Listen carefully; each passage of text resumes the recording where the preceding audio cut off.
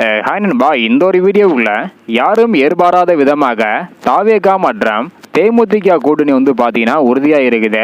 இந்த ஒரு நிலையில பிரேமலதா இவங்களுக்கு ஒரு மிகப்பெரிய ஒரு போஸ்டிங்கை விஜய் சார் பார்த்தீங்கன்னா தர போறாங்களாம். ஸோ அது என்ன போஸ்டிங் அப்படின்றதையும், அது மட்டும் இல்லாம இன்னும் ஒரு சில அப்டேட் பார்த்தீங்கன்னா வெளியாகி இருக்குது. ஸோ அது என்ன அப்படின்றதையும் டேட்ல பார்த்துடலாம். அதுக்கு முன்னாடி தாவேகாவுடன் தேமுதிக கூட்டணி வைக்கலாமா வேண்டாமா அப்படின்றக்கான உங்களுடைய கருத்தை மறக்காம கமெண்ட் பண்ணுங்க. அப்படியே 2026 உங்களுடைய ஆதரவு யாருக்கு அப்படின்றதையும் மறக்காம கமெண்ட் பண்ணுங்க.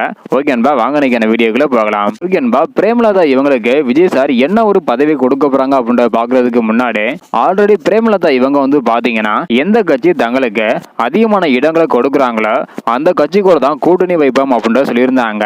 இதுக்கு முன்னாடி திமுக பாத்தீங்கன்னா 8 தொகுதிகள் மட்டுமே கொடுப்பதாக சொல்லப்பட்டது. அது மட்டும் இல்லாம அதிமுக பாத்தீங்கன்னா எவ்வளவு தொகுதி கொடுக்க போறாங்க அப்படின்றது தெரியல.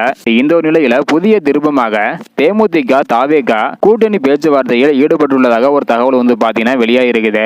இந்த ஒரு பேச்சுவார்த்தையில தேமுதிகவிற்கு இரட்டை இலக்கத்தில் தொகுதிகள் வழங்க விஜய் சார் முடிவு பண்ணி வைத்திருப்பதாகவும், அது மட்டும் இல்லாம சில கோரிக்கைகளை பிரேமலதா இவங்க முன்வைத்துள்ளதால் அதனை பரிசீலனைக்கும் பணியில தாவேகா மும்முரமாக ஈடுபட்டுள்ளதாகவும் சொல்லப்படுகிறது. அது மட்டும் இல்லாம பிரேமலதா இவங்களுக்கு துணை முதல்வர் பதவி வழங்க இருப்பதாக சொல்லப்படுகிறது.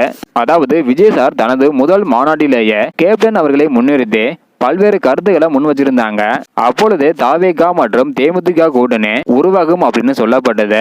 தற்போது அது உறுதியாக இருக்குது.